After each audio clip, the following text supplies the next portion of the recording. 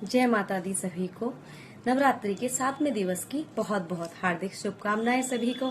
सभी का दिन मंगलमय हो और माता रानी की कृपा सदैव सब पर बनी रहे। तो आज हम बात करते हैं माता रानी के छठे स्वरूप माँ कात्यायनी की। माँ कात्यायनी का नाम कैसे माँ कात्यायनी पड़ा, इस बारे में हम बात करते हैं। जो देवासुर संग्राम में जो युद्ध चल रहा था, जिसकी वजह से महिषासुर की वजह से जो महिषासुर ने बहुत आतंक मचा रखा था, उसका वध करने के लिए माँ दुर्गा ने 9 स्वरूपों को धारण किया था। उसी में से माँ का छठा स्वरूप बड़ा ही दिव्य और बहुत ही भव्य है। तो जो एक महर्षि ऋषि थे, जो महर्षि कात्यायन थे, उन्होंने अपने घर में संतान पुत्री प्राप्ति के लिए माँ भगवती की बहुत तपस्या की थी।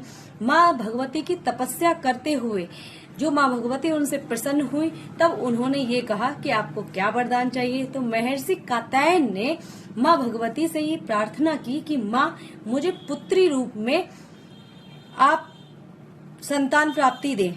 तो माँ भगवती ने उनको ये वरदान दिया कि मैं आपके घर में पुत्री के रूप में जन्म लूंगी।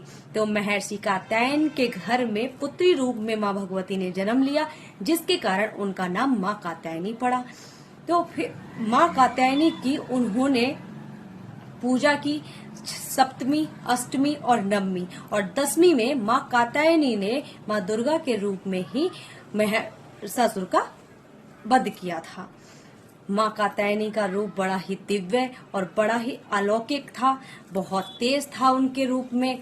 माँ कात्यायनी की 4 भुजाएं थीं और उनकी भुजाओं में माता रानी की 4 भुजाएं सोने के समान तेज वाली, जिसके एक हाथ में वर मुद्रा, एक दूसरे हाथ में अभय मुद्रा और तीसरे हाथ में कमल और चौथे हाथ में तलवार।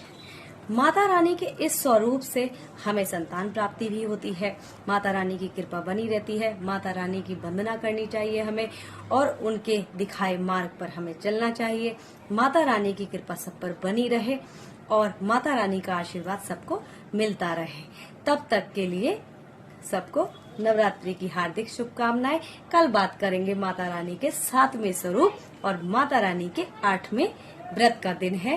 और तब तक के लिए सबका दिन मंगलमय बना रहे और जय माता दी सभी को।